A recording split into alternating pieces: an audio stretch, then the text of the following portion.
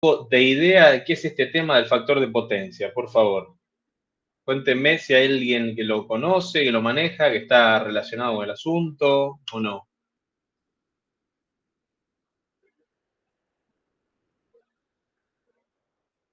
¿Nadie tiene idea de lo que vamos a hablar hoy?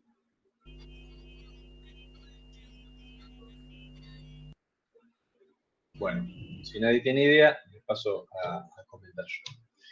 No me voy a poner a leer esto punto por punto, pero básicamente la corrección del factor de potencia tiene que ver con algo que se llama energía reactiva. Ustedes saben, y lo hemos aplicado, ¿en dónde? Cuando calculamos corrientes en función de valores de potencia, para los ejercicios de cable, cuando teníamos un motor, que hay una ecuación que define lo que es la potencia activa de cómo es, en un caso trifásico. Raíz de 3 por la tensión, por el valor de corriente, por algo que se llama coseno phi, o que a veces llamamos factor de potencia. Bien, así como hay una ecuación que define esa potencia, que es la potencia activa, es esta que ven en el eje a 0 grados, tenemos una potencia que es la potencia aparente, que es este vector que ya posee un ángulo. ¿Ese ángulo cuál es? Ese ángulo es phi.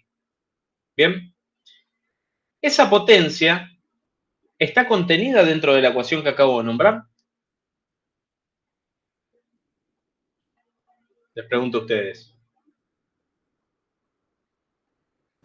¿A qué potencia? ¿La S? ¿La La potencia S, la aparente? aparente, En la sí. fórmula que dijo recién no está. ¿No está? ¿Estás seguro que no está? En la fórmula que hizo, bueno, sería el BI. Exactamente, BI raíz de 3. Es decir, la potencia aparente es la madre de la potencia activa y de la potencia reactiva, que es Q. ¿Sí? La potencia aparente siempre está. Cuando nosotros afectamos esa potencia aparente por el valor del coseno phi, estamos resolviendo el cateto de este triángulo. Este es el famoso triángulo de potencia. Es decir, cuando nosotros tenemos un circuito con determinado nivel de tensión, B o U, como le quieran llamar, y por él circula una corriente I, hablando de corriente alterna, hay una potencia aparente que se corresponde con el producto de esos dos valores, de B y de I. Esa es la potencia aparente. Si nosotros tenemos desfasaje en ángulo, porque eso es puede ser una carga inductiva, puede ser una carga capacitiva, o capacitiva resistiva, o inductiva resistiva, va a aparecer un ángulo distinto de 0 grados. Bien, ese ángulo distinto de 0 grados es el que origina la existencia de potencia activa distinta de la aparente y de una potencia reactiva, obviamente, menor a estas otras dos. ¿Sí? Así se conforma este famoso triángulo de potencia. Pero ¿qué quiere decir esto? Esto quiere decir que esa potencia que nosotros estamos transmitiendo en un circuito eléctrico, imaginemos que tenemos una carga, vamos a orientarnos acá con un circuito, tenemos una carga que es un transformador y tenemos un motor, dos motores, no importa, tenemos una carga. Esa potencia aparente se divide en dos componentes vectoriales, P y Q. P la activa y Q la reactiva. Recordemos una cosa, cuando estábamos en el caso del motor. El motor nos daba un valor de potencia, ¿sí?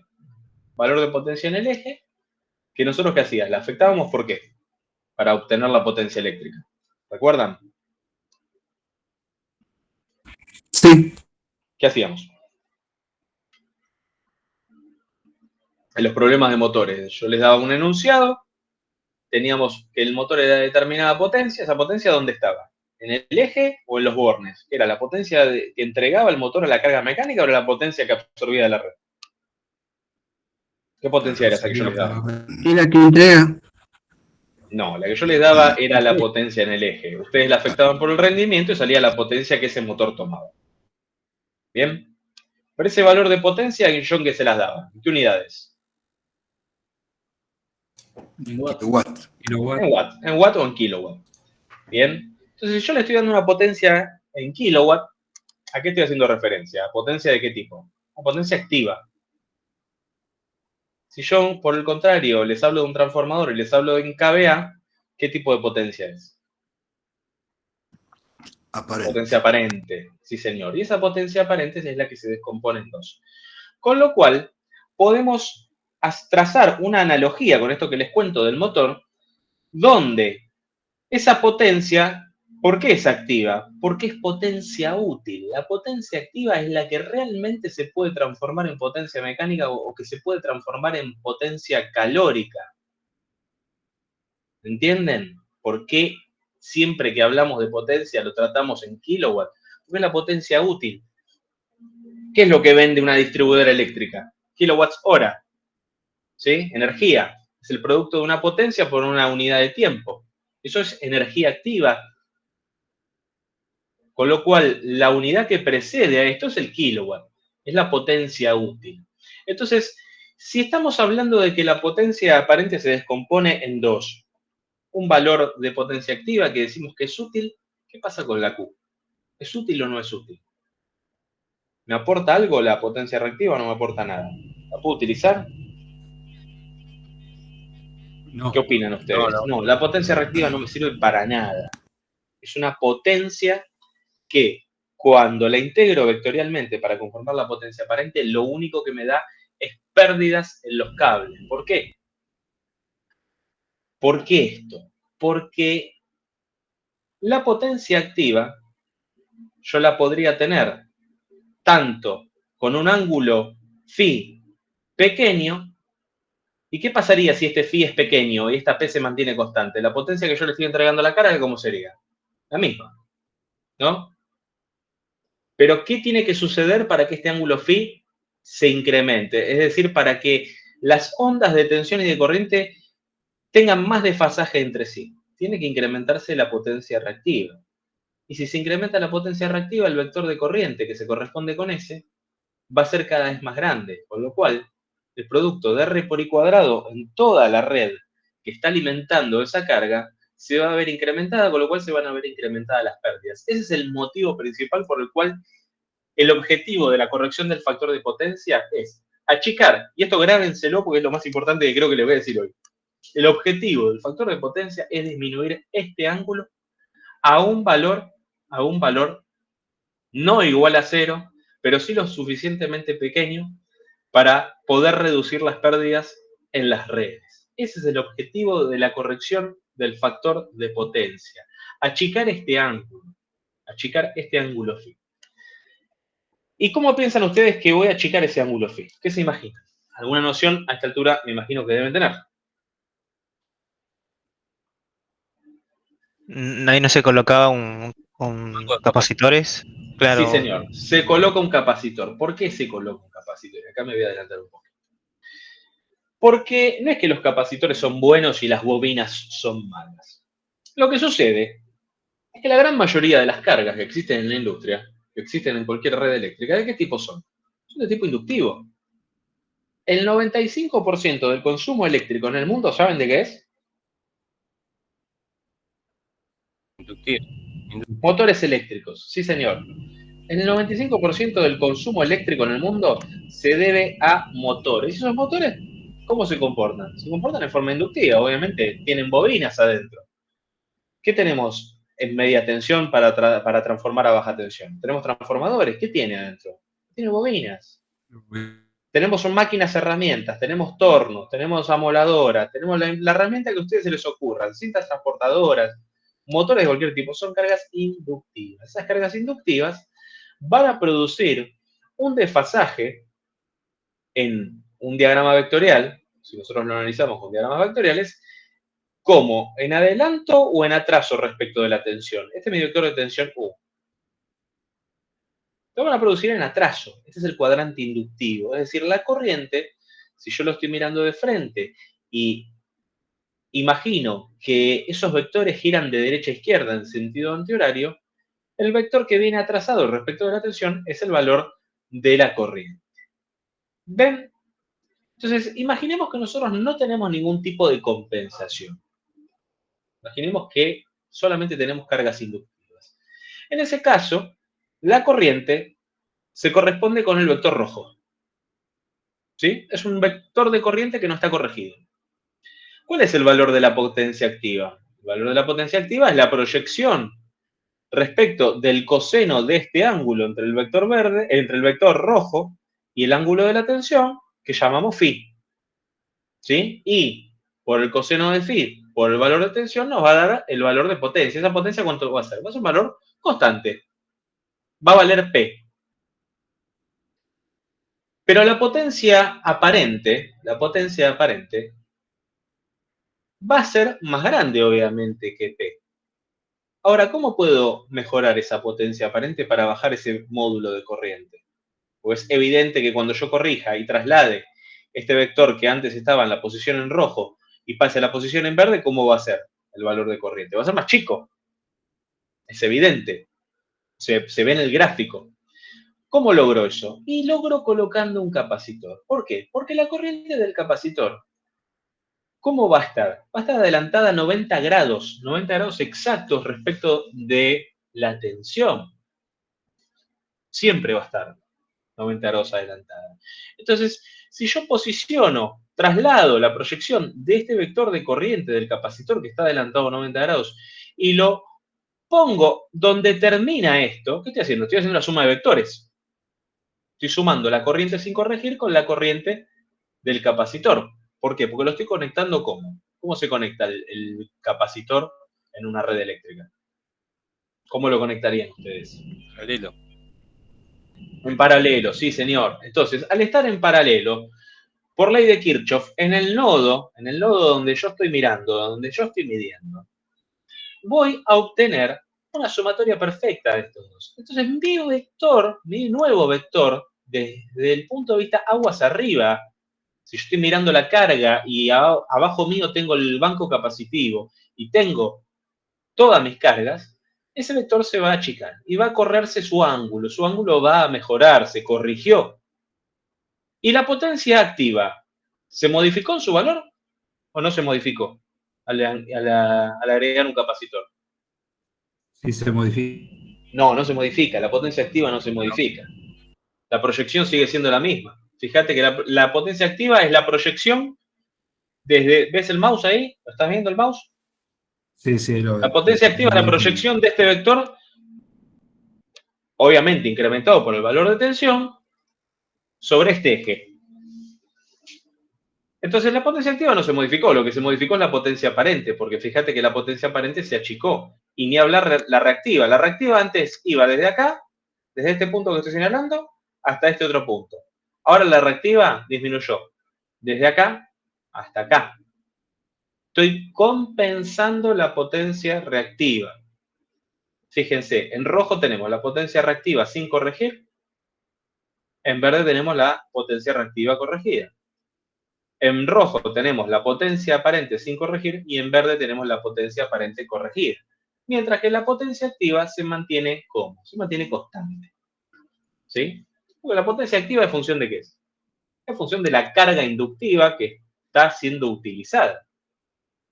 Recuerden esto, la potencia activa es proporcional a la potencia que es transformada o bien en potencia mecánica o en potencia calórica. Es potencia útil, es potencia que yo estoy transformando, que antiguamente era eléctrica y ahora le estoy dando una utilidad mecánica. ¿Sí? Le estoy hablando muy bruto, pero es clave esto que le estoy diciendo. ¿Bien? ¿Hasta acá se entendió cuál es la finalidad? Si hay alguien que no Sí. entendió, vuelvo a explicar. Sí, sí. Perfecto. Bien. Acá está el esquema de conexión de este banco capacitivo. Este banco capacitivo, ¿cómo va a ir conectado? Siempre los bancos capacitivos, hay alguien que tiene, lo voy a silenciar, perdón, voy a silenciar a Eduardo porque está metiendo ruido. Estos bancos capacitivos van conectados en triángulo. ¿Por qué van conectados en triángulo? Porque a igualdad de capacitancia de cada rama de este triángulo, es decir, la rama de cada capacitor, se obtiene similar condición capacitiva con menor capacitancia. Es decir, si yo conectara esos mismos tres capacitores, que no son tres capacitores, es un tubo donde viene contenido este equipamiento, es un capacitor trifásico, para lograr la misma compensación, para lograr la misma potencia reactiva, debería tener capacitores más grandes. Entonces, es un motivo económico el cual se conectan siempre en triángulo. Ya vienen armados en triángulo, ¿no? Salvo que tenga 3 capacitores individuales y quiera hacer un experimento y los conecte en estrella, los capacitores ya vienen armados en triángulo. Eso es inevitable. Bien. Entonces, ¿dónde está el problema de esto? ¿Dónde está? Esto lo voy a adelantar. En tal caso lo explico después. El problema de esto, el problema está primero en la selección y luego dónde voy a instalar estos bancos capacitivos. Bancos capacitivos, condensadores, capacitores, es todo exactamente lo mismo. Vamos a distinguir 3 tipos de compensación. La primera, y podría llegar a ser mejor, es la compensación puntual en la carga. Es decir, voy a colocar un capacitor o un banco capacitivo o la herramienta de compensación que tenga sobre cada una de las cargas inductivas que tengan un factor de potencia que amerite ser compensado. ¿Cuáles son los valores de factor de potencia o coseno de phi que hoy estamos fijando como límite? 0,95. ¿Sí? Es un valor muy ajustado, a mi criterio excesivo, pero es el valor que hoy se define y el valor que una vez que sea superado, pero superado hacia abajo, es decir, 0,94, 0,93, 0,91, ese valor puede ser multado. ¿Por qué es multado? ¿De dónde viene la multa? Y la multa se origina en que si no se compensa la energía reactiva, aumenta la potencia aparente y aumenta las pérdidas en las líneas de transformación, en las líneas de transmisión. Entonces, ¿de qué manera la distribuidora, la empresa que realiza la transmisión, cómo logran tratar de compensar esas pérdidas técnicas? Bueno, creando una multa. ¿Por qué crean una multa? Y porque la energía reactiva no se puede vender. Lo que se vende, el producto que vende la distribuidora, ¿ustedes cuál es? La potencia o la energía activa, los kilowatt hora. Los kilobar hora no se pueden vender. Los kilobar hora se multan. ¿Y cuáles se multan? Solo los que están en el cuadrante inductivo. ¿Puede haber potencia reactiva en el cuadrante capacitivo? Claro que sí. El efecto es el mismo, pero no se penaliza. ¿Bien? Entonces, ¿cuáles son las ventajas de hacer una compensación individual?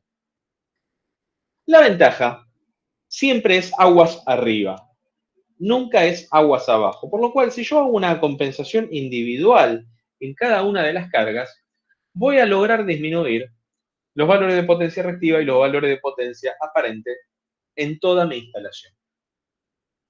Imaginemos que este unifilar que estamos viendo ahí a la derecha es el esquema unifilar de nuestra planta. Tenemos motores y decidimos mejorar el factor de potencia. Entonces, ¿qué hacemos? Y bueno, colocamos bancos capacitivos en cada una de las cargas, en cada uno de los tableros donde hay un motor. ¿Nos vemos beneficiados nosotros? Sí, nos vemos beneficiados nosotros desde ya, porque las propias pérdidas de nuestra instalación, de nuestra planta, van a verse optimizadas. Vamos a reducir el calentamiento en los cables.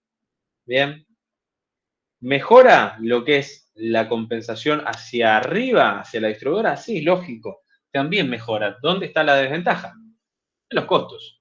Tendría que instalar un banco capacitivo, posiblemente automático, con toda la aparamenta que ello implica, contactores, protecciones, en cada una de las cargas.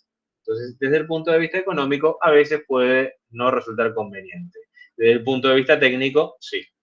Es cuestión de evaluar el costo-beneficio de cada una de las opciones. Otra opción para corregir es la manera parcial, ¿Qué se hace de la manera parcial? Se corrige cada cierto grupo de maquinaria que requiera compensación. Es decir, utilizamos un único banco capacitivo para cubrir 5, 10, 15 máquinas que requieran compensación. ¿Mejoramos en qué trayecto? ¿En qué trayecto se mejora? A ver, ¿me pueden indicar ustedes en el unifilar qué parte de la instalación mejora y qué parte no mejora? Si colocamos un banco capacitivo en ese punto. Lo mejor de todo lo que es aguas arriba sería ¿Aguas arriba de dónde? de la barra sería hacia arriba, ¿Hacia arriba de dónde? ¿no? Decime un punto, dame una referencia. Hacia arriba de los motores, hacia arriba del transformador, hacia arriba del banco capacitivo. ¿Dónde mejora? Y sería hacia arriba del banco capacitivo, sería. Sí, ¿y hacia abajo mejora? Y hacia abajo mejoraría el valor. No, hacia abajo no mejora. Lamento decirte que hacia abajo no mejora. Las cargas hacia abajo van a seguir siendo las mismas. La corriente que toma el motor no va a cambiar.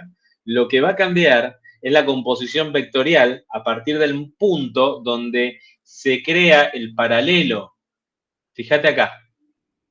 Mirá, acá tenés el claro ejemplo. Vos venís acá con cierto valor de potencia activa y con cierto valor de potencia reactiva. Cuando vos decidís mejorar, instalás este banco capacitivo. Entonces, vos fíjate que la potencia y la intensidad, es claro cómo se ve acá en la intensidad, fíjate cómo disminuye, porque ahora la potencia reactiva se intercambia entre el banco capacitivo y la carga. Ya no se intercambia desde acá. Fíjate que acá desapareció. ¿Sí? Fíjate, a partir de abajo, en este punto, la reactiva acá ya desaparece, acá. ¿Por qué? Porque ahora la reactiva es un intercambio entre el banco capacitivo y las inductancias de la carga. Con lo cual, acá logré bajar la potencia reactiva y en consecuencia logré disminuir la intensidad, logré disminuir el vector de corriente. Se achicó, tengo menos corriente. Y yo vengo con una pinza amperométrica acá, en este caso de arriba, y mido en R, posiblemente mida 100 amperes. Si vengo acá abajo y mido ahora de nuevo con una pinza amperométrica, habiendo colocado un banco capacitivo, no voy a medir más 100, voy a medir posiblemente 70. ¿Sí? Ese es el objetivo. Sí. O sea, se mantiene activa, se mantiene constante la potencia activa, pero achicando el ángulo y disminuyendo el módulo de ese vector de corriente. Ahí está la compensación. Claro, eso iba a decir, disminuye el ángulo ese disminuye el ángulo phi. Disminuye el ángulo sí. phi. Eso es lo que sube. Lo que están viendo acá, se los adelanto, es una demostración de por qué, si yo considero un sistema de tensiones simples, UR, US y UT, contra un centro de estrella, y estoy colocando un banco capacitivo que está en triángulo, ¿por qué veo las corrientes capacitivas, IR, que las tengo acá, de la rama total, ya no de la rama interna del triángulo, sino de la rama que alimenta a este borne del banco capacitivo, la veo 90 grados. Si ustedes analizan esta descomposición vectorial, van a entender claramente por qué si yo le voy y la mido, la voy a poder ver a 90 grados, a pesar de esto estar conectado a un triángulo y contra tensiones compuestas. ¿Sí? Te los dejo para que lo analicen.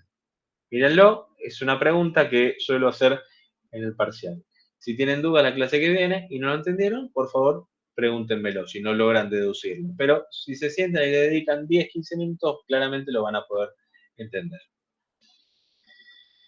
Bien. Acá tenemos imágenes de distintos bancos capacitivos. Acá tenemos un escalonamiento de bancos capacitivos. Es decir, uno se agrega al otro y se agrega un tercero dependiendo del valor de potencia reactiva que sea necesario compensar. Lo mismo sucede acá, esto ya es un banco. Algún banco puede contener algún automatismo.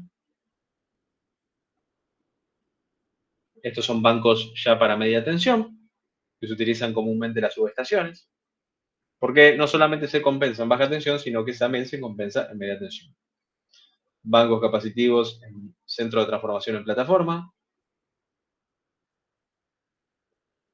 Bien.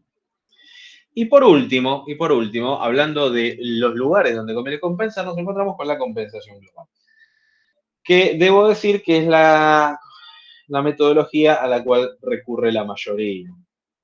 ¿Qué sucede? ¿Cuáles son las contras? Dentro de mi instalación, ¿estoy compensando algo o no estoy compensando nada dentro de mi instalación?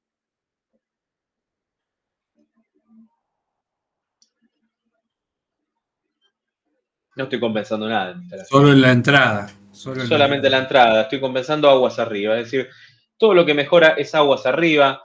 Desde mi punto de vista no obtengo ningún beneficio, a excepción de evitar posiblemente una multa si este banco está bien dimensionado, ¿sí? Por lo cual la potencia reactiva, pueden ver ahí estas líneas rojas, se continúa transmitiendo a lo largo de toda mi instalación y no obtengo ningún beneficio. Ventajas, obviamente es más económico. Y otra desventaja es que este banco posiblemente puede llegar a ser fijo y quedar conectado en forma permanente. ¿Cuáles son las desventajas de un banco permanente? Ahora se los voy a mostrar con una planilla de Excel que realiza algunos diagramas vectoriales en base a la compensación que uno le dé. Y se va a entender mucho mejor esto que estamos viendo. Acá ya nos adentramos en algunos ejemplos de corrección en función de los datos disponibles. A ver qué tenemos acá, qué tenemos acá. Sí, conviene a esta altura, conviene mostrar ya la planilla. Vamos a quedarnos acá. Ya sigo presentando.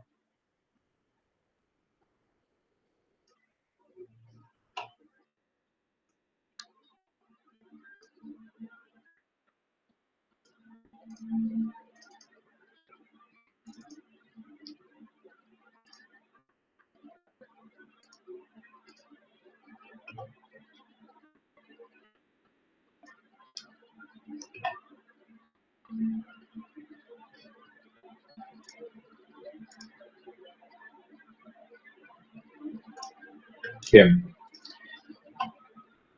Creo que ahí estamos viendo. ¿Está todo el mundo viendo? Sí. Perfecto. Bueno, ¿qué es esto que estamos viendo acá? Esto es un diagrama vectorial. Esto es algo ampliamente utilizado en la práctica de las mediciones y que viene perfecto para explicar este asunto.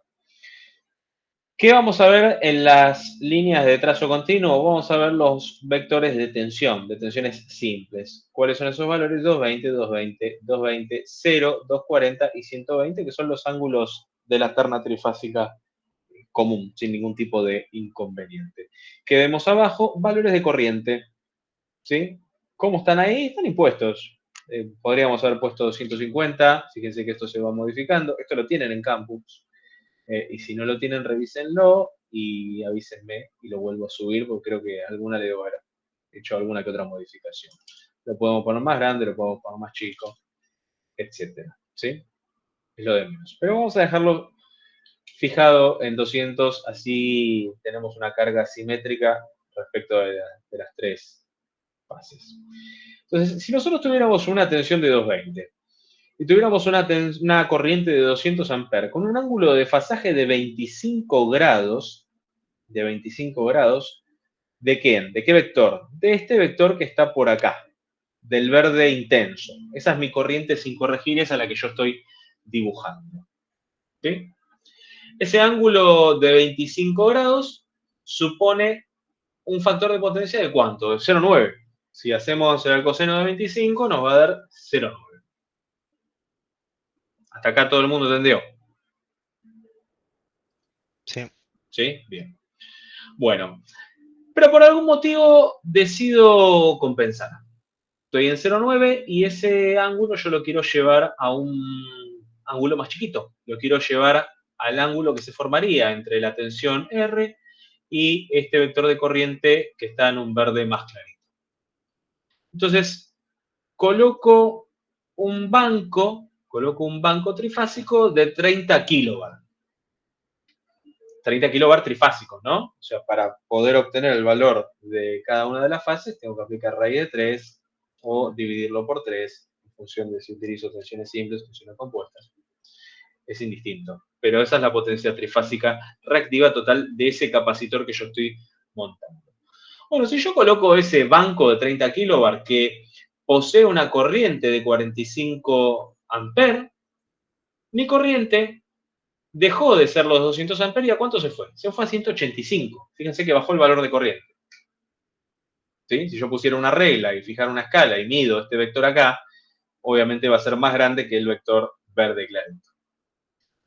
Si por algún motivo quería compensar de más, coloqué un banco más grande, fíjense cómo este vector empieza a crecer. ¿Este vector quiénes son? ¿Cuánto vale este vector? A ver quién se apiola y me dice cuánto vale ese vector. El blanquito que va hacia arriba.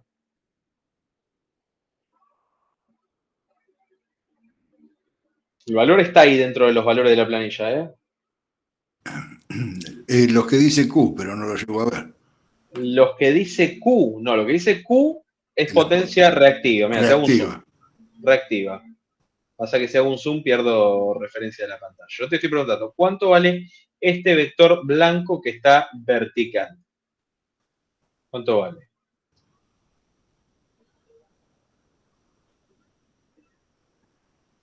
$0.99. No, 0,99 ¿qué es? Ese es el factor de potencia corregido. Sí, sí. 50, ¿puede ser? ¿Dónde ves el 50 vos? En el eje. En el eje. ¿Qué ves? ¿Este 50? No, esto es el eje. Yo te estoy preguntando cuánto vale esto. Esto de acá. ¿Lo que está en rojo? No, esa es la potencia reactiva del banco capacitivo que estoy instalando. O del capacitor que estoy instalando trifásico. Chicos, estoy parado en la celda, 61 amperes, vale. Es la corriente de ese banco capacitivo. ¿Sí? Si yo pongo un banco capacitivo más chico, esa corriente de ese banco capacitivo de 30 kilobar, dividido, raíz de 3, dividido 380, dividido coseno de 90, va a dar este valor. ¿Sí? Activa 0, seno de 90, mejor dicho, me va a dar 45 amperes. Si yo pongo un banco más grande, va a tomar obviamente más corriente. ¿Sí? Si yo pongo un banco más grande todavía, va a tomar más corriente. Cuanto más grande el banco, más chico va a ser ese ángulo que estoy logrando compensar. O sea, se va a achicar. Fíjense que casi, que si pongo un banco de 55, estoy entrando en lo que se llama resonancia. ¿A cuánto se fue el coseno phi? Coseno phi 1. Nunca es recomendable hacer una compensación a coseno phi igual 1. ¿Por qué? Porque corro riesgo de entrar en circuitos resonantes, donde C y L son iguales. La corriente se puede elevar demasiado. Bien, entonces volvamos al banco anterior. ¿Qué pasa si yo ese banco lo dejo fijo? Si yo ese banco lo dejo fijo y de repente mi corriente terminó el horario productivo de esa fábrica, de esa planta, y las corrientes bajaron a 50 porque dejé luminarias puestas.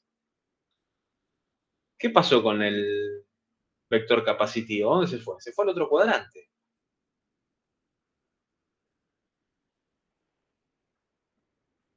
En ese caso habría que desconectar el banco Sí, capacitivo. señor. En ese caso hay que desconectar el banco capacitivo.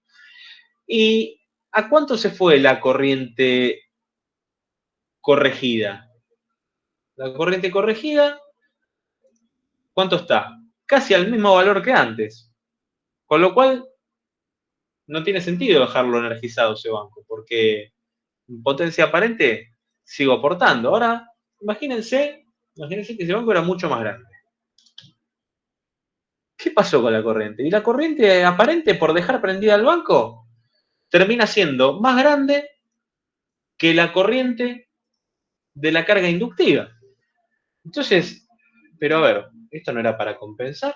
Sí, era para compensar, pero si yo dejo el banco energizado toda la noche, todo el periodo en reposo, al final de cuentas, esa pérdida que quería evitar, no la termino evitando nada. ¿Por qué? Porque la energía reactiva capacitiva o inductiva es igual de mala. No es que una mala y otra es buena. Lo bueno es que esté compensado. Si yo sobrecompenso, si yo elijo mal un banco capacitivo, el efecto que quería prevenir, o el efecto que quería corregir, mejor dicho, no lo termino corrigiendo. Sí me voy a salvar de la multa. Sí me voy a salvar de la multa porque el ente regulador solo permite que la multa se cobre cuando la energía o la potencia reactiva pertenece al cuadrante llamado Q1. El cuadrante Q1 es el que se considera inductivo, es este que estoy señalando acá. El cuadrante Q4 es el que está acá pasando el módulo del vector de tensión. ¿Sí? Este es el cuadrante Q4. Acá me evito la multa, pero el efecto físico sobre las redes, sobre mi instalación, más sobre mi instalación, termina siendo perjudicial a veces. Entonces, lo más fácil para entender qué es la compensación es tratar de armar un diagrama vectorial. Volvamos al caso de antes. Teníamos 200 amperes por fase. Acá, obviamente, está perfectamente compensado. Tenemos un coseno resultante de 0,99. Podría ser mejor si colocamos un banco más chico. Más chiquito aún. Obviamente hay medidas estandarizadas, ¿no? Acá en la planilla podemos poner cualquier valor, pero las potencias reactivas de esos bancos capacitivos son valores estándar. Acá, en esta misma planilla, tienen, si ustedes necesitaran hacer una compensación de energía reactiva, colocando los valores de potencia activa, los valores de tensión, el valor del coseno phi que ustedes miden y el valor del factor de potencia al que ustedes quieren corregir, por ejemplo 0,96, esta planilla se encarga de darles el valor de un capacitor que ustedes podrían llegar a colocar. Bien, entonces esa planilla sirve si ustedes tuvieran que compensar o hacer algún tipo de ejercicio similar. Si ustedes tienen que instalar un capacitor, porque les sale un trabajo, también les sirve esta planilla. ¿Sí? Por lo cual, bastante utilidad. No van a colocar un capacitor de 58 kilovatios, posiblemente no lo encuentren, van a tener que ir a una medida estandarizada y verificar cuáles son las condiciones. ¿Sí? Eso se los dejo para ustedes. ¿Hasta acá alguna duda? No, no. No, entendió. Bien. Bueno, volvemos a la punta. Volvemos a la punta.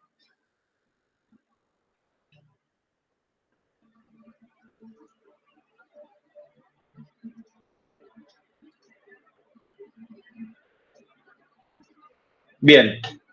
Métodos para determinar cuál es el valor de potencia reactiva, coseno phi, tangente, factor de potencia. ¿Por qué hablamos de tangente? ¿Y por qué no hablamos de coseno phi en este momento? ¿No?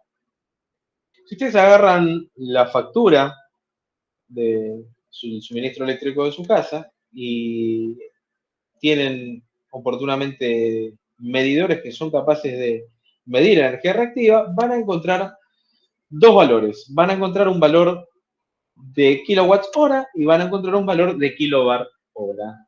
Si tienen ganas y tienen tiempo, después de que termine la clase, les sugiero que revisen y chequen la factura de luz. Si tienen un medidor monofásico de hace muchos años, seguramente no van a encontrar los dos valores, solamente van a encontrar los valores en kilowatt hora de potencia activa, porque los antiguos medidores solamente eran capaces de registrar energía activa. ¿Bien? Entonces, para simplificar el cálculo y no hablar de valores de coseno phi o de factor de potencia, ¿qué hace la compañía distribuidora desde el punto de vista comercial? Habla de valor de tangente. ¿Por qué de valor de tangente? Y porque es muy sencillo de calcular. El valor de tangente es el cociente entre el valor de potencia reactiva y el valor de potencia activa. Lo mismo vale si en vez de utilizar las potencias, utilizáramos los consumos a lo largo de un mes. Si evaluamos el consumo en kilowatt-hora y el consumo en kilowatt-hora de potencia reactiva y sacamos la cuenta, vamos a encontrar también la tangente del ángulo phi. Esto aplica tanto para energía o para potencia. ¿Por qué para energía o para potencia? Y porque el tiempo en que fue consumida esa energía activa y el tiempo en que fue consumida esa energía reactiva se supone que es el mismo a lo largo del periodo de un mes o un periodo bimestral de consumo. Estoy hablando de temas que ya tienen que ver con distribución de energía eléctrica y lo que ustedes van a ver en una factura de luz. Entonces, si quisieran tener una noción estimativa del factor de potencia de su casa, pueden calcular la tangente del ángulo, sacar el arco tangente de ese ángulo y pueden calcular también cuál es el coseno phi de ese ángulo. Imaginemos ahí con los valores que tenemos. Imaginemos, no, están bien calculados. Tenemos este valor de potencia reactiva, 51.950 kilowatts. Y 42.720 kilowatt-hora. Bueno, el cociente de esos dos valores arroja una tangente, la menos 1, que es el ángulo, de 50 grados. Si hacemos el coseno de 50 grados, encontramos que con esos valores tendríamos un coseno phi de 0,7. ¿Bien? ¿Está claro hasta acá? Sí. Sí. Perfecto. Bueno, ese es un método para poder encontrar, pero no es el único. Lo mejor y lo más recomendable es utilizar, ¿qué? Un instrumental de medición. Pero el instrumental de medición que ustedes vayan a utilizar a la hora de practicar la medición va a ser un valor representativo de ¿qué? Va a ser representativo del instante en que ustedes están midiendo, pero no va a ser representativo del consumo de energía a lo largo de todo un mes. ¿Por qué? Y porque el consumo de energía a lo largo de todo un mes es el resultado de la integración de un medidor que el medidor, ¿qué hace? El medidor resuelve un integral. Por eso se llama equipo integrador.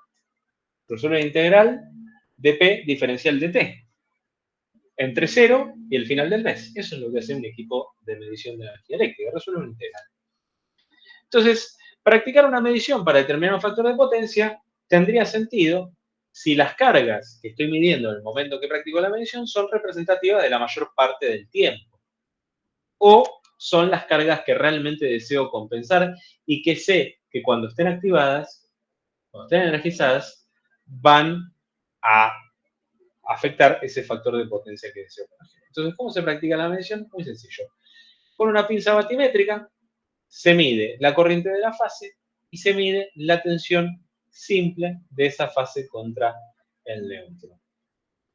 Vamos a determinar ¿qué? Con eso vamos a determinar el ángulo de fasaje, si el instrumento lo permite. Vamos a determinar la potencia activa por fase. Vamos a determinar la potencia reactiva por fase y vamos a determinar la potencia aparente por fase. El instrumental me da absolutamente todos esos valores. Con esos valores por fase, o bien, si la carga es equilibrada y las puedo sumar aritméticamente, puedo determinar el triángulo de potencia trifásico, como en este ejemplo que ven ahí, donde acá en este caso lo tengo solamente para una fase, pero si esto fuera equilibrado y lo multiplico por 3, no tengo ningún tipo de inconveniente. Entonces, fíjense, tengo una medición donde el ángulo de fasaje entre la potencia aparente y la potencia activa, que obviamente es el mismo ángulo phi que ¿qué? Es el mismo ángulo de phi que existe entre la tensión y la corriente. El ángulo de fasaje entre P y S es el mismo ángulo de fasaje entre el vector de tensión y el vector de corriente. Es el ángulo que veíamos recién en la planilla de Excel. Exactamente lo mismo. Con lo cual, si yo hago 16,87 por el coseno de 31,67 grados, ¿cuánto me va a dar? ¿Cuánto me va a dar eso, chicos? La potencia activa, ¿Cuánto? 14,36. Sí, señor. Y si yo hago 16,87 por el seno de 31,67, me va a dar el otro cateto, me va a dar 8,85 kilos.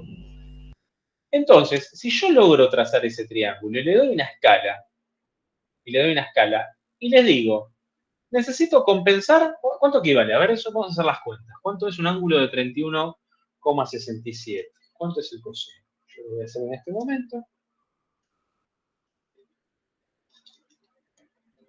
Coseno de 31,67 me da un factor de potencia de 0,96.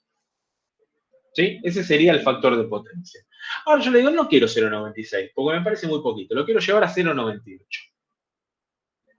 ¿Qué tendría que hacer si yo quiero llevar ese ángulo a 0,98? Muy sencillo. Primero tengo que ver cuál es el ángulo de 0,98. ¿Cómo calculo el ángulo que corresponde a un coseno de phi de 0,98? ¿Cómo lo harían ustedes? Arcoseno.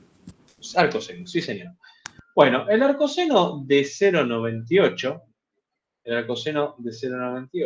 hay algo que calculé mal en mi calculadora. Hagan ustedes el arcoseno de 0,98, por favor.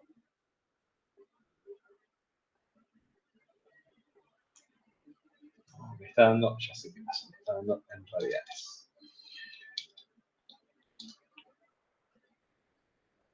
Es 11,4 grados, ¿no?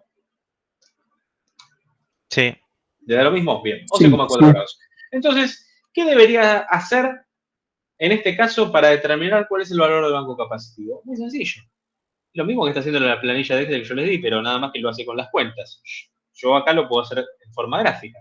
Debería posicionar a partir de este origen, de este vértice donde se junta la potencia activa y la potencia aparente, trazar una recta con un ángulo entre P y ese vector que estoy representando hasta chocarme con el valor de Q, ¿de cuántos grados? De 11,4. Es decir, esta que está acá, dibujar una recta similar que ahora va a ser mi nueva hipotenusa. Y va a venir por acá, ¿sí? Acá no lo puedo hacer porque no tengo cómo dibujarlo. A ver si tengo alguna herramientita por acá.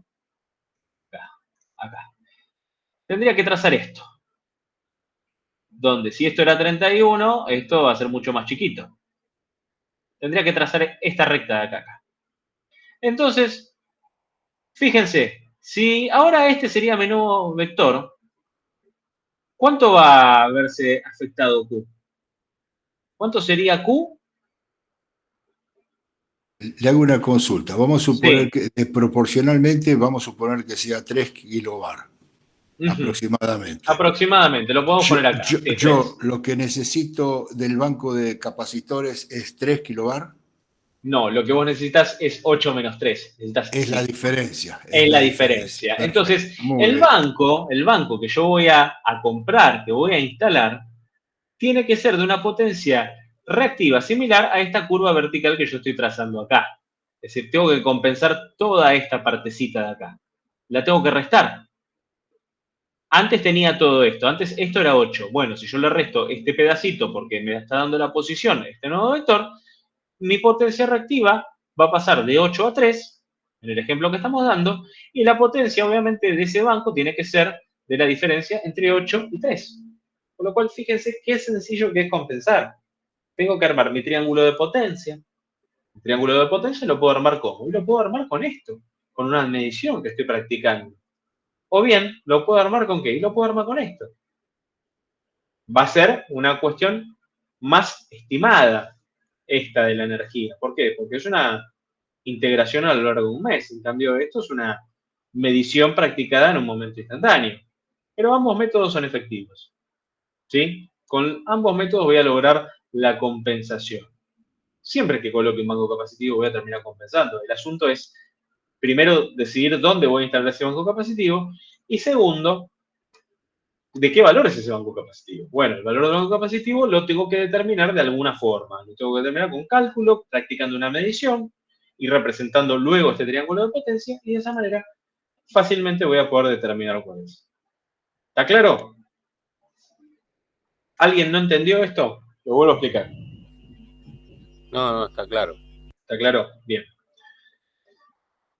Acá está este ejemplo de vuelta con el ángulo 39,67, son los mismos valores que teníamos atrás. Y acá tenemos otro método. Este es el método que generalmente nos dan los catálogos de bancos capacitores. Nos da Schneider, lo da BB, lo da Merlin-Gerin, Elecon, todos los fabricantes de bancos capacitores dan una tablita que comúnmente es lo que utiliza la gente que posiblemente no tenga el conocimiento o el fundamento ingenieril para determinar el motivo de por qué están seleccionando tal o cual banco. Entonces, ¿cómo se trabaja con esto? Nosotros tenemos un coseno phi en esta columna y tenemos un coseno phi a obtener. Imaginemos que tenemos 0,75.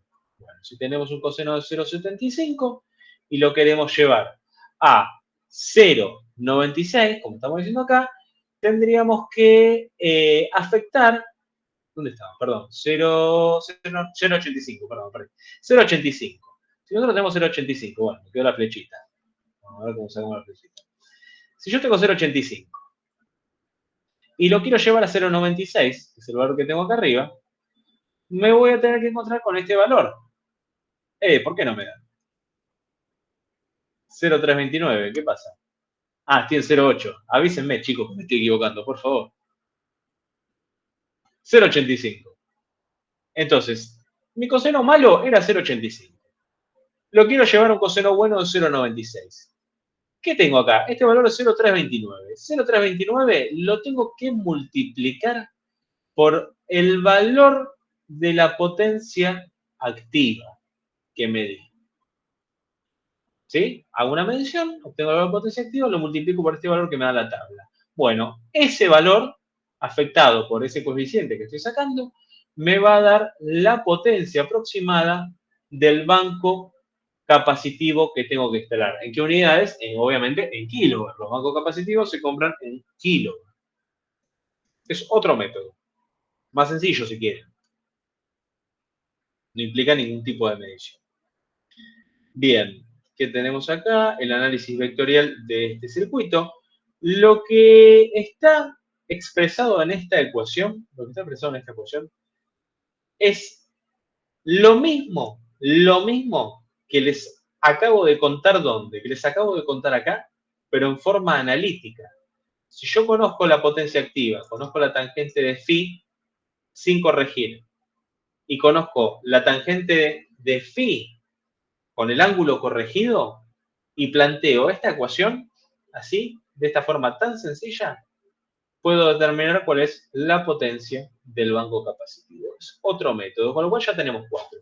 Tenemos el primero, en función de los valores que me indica la factura de energía eléctrica, con eso puedo determinar el ángulo.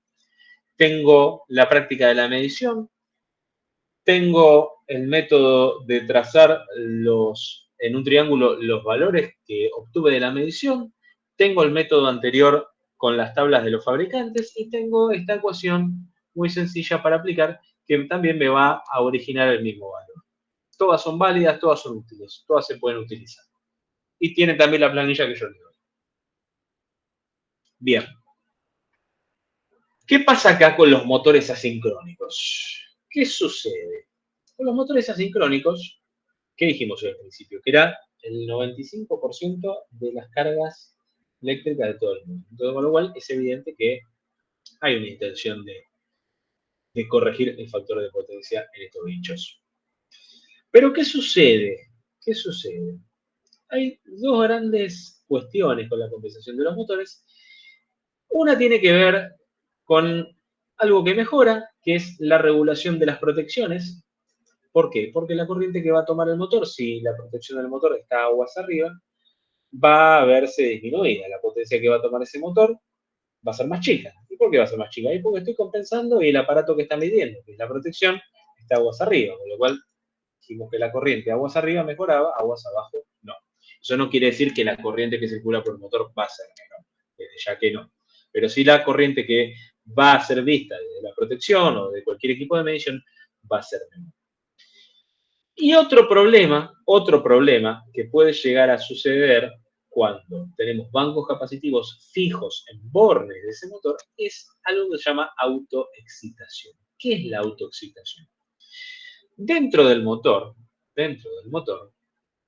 si quieren lo pueden ir leyendo mientras yo lo explico, queda algo que se conoce como campo magnético remanente. ¿Sí? ¿Qué tenemos? Tenemos acero al silicio dentro del paquete magnético del motor, donde está el leonado, y una vez que es desenergizada la máquina, esos campos magnéticos generan un magnetismo residual, porque por la curva de histéresis propia del material magnético dentro del motor. Algo parecido sucede en los transformadores, que originan una cosa llamada corriente de inducción, que tiene que ver con este magnetismo remanente. Pero en el motor particularmente, si hay magnetismo remanente y dejamos un banco capacitivo cargado, porque el banco cuando uno desenergiza, ¿cómo queda? Queda cargado, ¿o no? ¿Alguien manipuló un capacitor alguna vez? ¿Qué tenemos que hacer? Tenemos que tratar de descargarlo antes de manipularlo para que no descargue sobre nosotros, para que no Claro. nos chispamos. Bien. Entonces, esta carga que quedan los capacitores, si hay magnetismo remanente dentro del motor, puede generar un fenómeno que se conoce como autoexcitación. Es decir, el motor está desvinculado de la red, pero puede llegar a arrancar. Puede llegar a arrancar. ¿Por qué? Por la tensión que queda en los capacitores y por el magnetismo remanente que queda dentro de su circuito magnético. Entonces, ¿cuál es la forma de garantizar que no va a haber autoexcitación si estoy adoptando un método de compensación individual en los bornes mismos de la máquina y que a la hora de desenergizar, desenergizo todo y no desenergizo por separado el banco capacitivo? Esa ecuación que tiene ahí abajo, donde tenemos que utilizar la corriente de vacío de ese motor, tenemos que conocerla, afectarla por el valor de la tensión nominal, por raíz de 3, y 0,9. Ese banco capacitivo tiene que ser menor al valor originada por esa ecuación. Es decir, un 90% de la potencia de vacío de ese motor que estamos compensando. Esa ecuación me garantiza que no voy a tener ningún tipo de inconveniente por autoexcitación. ¿Es el único método? No. Existen tablas de compensación de motores asincrónicos en baja tensión. ¿En función de qué? En función de la potencia. ¿Sí?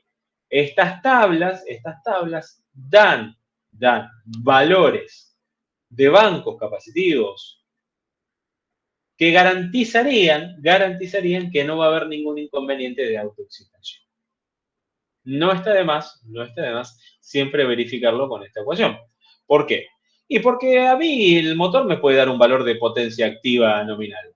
Pero después la corriente de vacío entre una máquina y otra puede llegar a variar entre un fabricante y el otro y puedo llegar a comerme el chasco de una autoexcitación. Tablas de compensación en motores de media tensión. Más tablas de compensación. Siempre las entradas son las revoluciones del motor y la potencia activa del motor. ¿Qué puedo hacer para que este problema quede desterrado por completo? Bueno, para que este problema quede desterrado por completo, puedo utilizar un contactor adicional. ¿Dónde está la desventaja? Que tengo que comprar un contactor adicional. Ese contactor adicional tiene que ser un contactor especial para cargas capacitivas con resistencias de preinserción, que son los rulitos que ustedes están viendo ahí. Donde además de desvincular el motor de la red, también se desvincule de esa red de compensación el banco capacitivo. Es decir, este contactor que vemos acá abajo es este contactor que está señalizado ahí en ese circuito. Con lo cual, si desvinculamos ahí, no tenemos ningún tipo de inconveniente. Bien. Protecciones para bancos capacitivos. Si bien nosotros no hablamos en esta materia de protecciones, se los dejo. Hablamos de fusibles, de protecciones térmicas en cajas moldeadas, que servirían para proteger estos bancos capacitivos. Si alguien tiene dudas o quiere profundizar un poco más en el tema de protecciones, hay material, yo se los puedo brindar, no hay ningún tipo de inconveniente. Si ustedes saben que me pueden pedir lo que sea, yo no tengo historia. Me lo piden, profe, queremos profundizar en esto porque tenemos dudas, o lo que sea, material abunda, y lo que abunda no daña. Bien, veamos ese ejemplo. Si tenemos un banco capacitivo que tiene una corriente nominal de 100 amperes, en función de lo que dice acá, deberá ajustarse o seleccionarse un interruptor de caja moldeada en lo posible a un valor de ¿cuánto? De 135. ¿Por qué 135? Y porque es la recomendación según la norma NEC.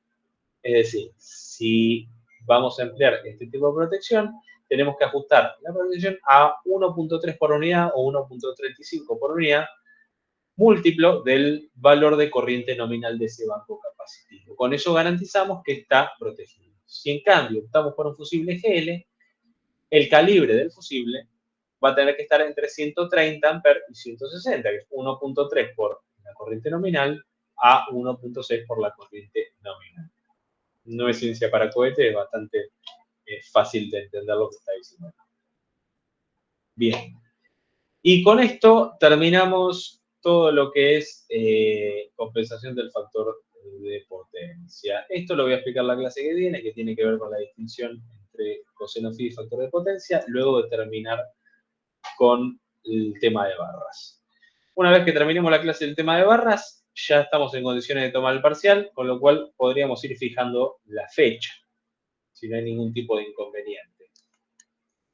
La clase que viene terminamos de ver barras. Y la clase del 6 de noviembre podría llegar a ser el parcial. ¿Qué opinan? Consulta. ¿Te puedes quedar una semana y practicar un poco? ¿Cómo? ¿Podríamos estirarlo una semana más y practicar? Lo podemos estirar una semana más. Déjenme chequear cuándo es que finaliza la cursada. No quiero que se superponga, ¿saben con qué? Quiero que nos quede tiempo para una posible instancia de recuperatorio. No quiero que haya inconvenientes con eso. Si no hay ningún... Ahora yo lo voy a revisar en el SIU, a ver las fechas. Yo no tengo inconvenientes. Yo por ustedes, para que no se les atrase la cuestión y ya liquidar cuanto antes. Pero si ustedes consideran que hay que hacer una semana más para practicar, no hay problema. Sería entonces el 13, el miércoles 13. Profe, ¿entraría barras y factor de potencia? Barras y corrección del factor de potencia. Y corrección, sí, serían los sí. dos temas. Ok. Es lo único que entraría. Lo que sí, el 20 sí o sí tendría que ser el recuperatorio. Y ahí ya cerramos. ¿Estamos todos de acuerdo? Entonces el 13. Ok. Sí. Sí, Bien, parece anótenlo. Bueno, gente. Consulta para la clase que viene. Ahí sí. Aparentemente es el paro de transporte. El paro general. Sí. ¿En la clase que viene sería paro de transporte? Sí, el 30 está anunciado. Y a ver, si ustedes quieren hacer la clase el 13, la parcial del 13, vamos a tener que tratar de hacerla así. Sí, veremos. Veremos a ver qué sucede. Todavía no proyectemos, capaz que se suspende, tenemos suerte y no tenemos ningún tipo de inconveniente. Veremos a ver qué pasa. Hay tiempo todavía. Vale. Bueno, si no hay ninguna duda, cortamos acá. Listo, profe, gracias. Listo, profe.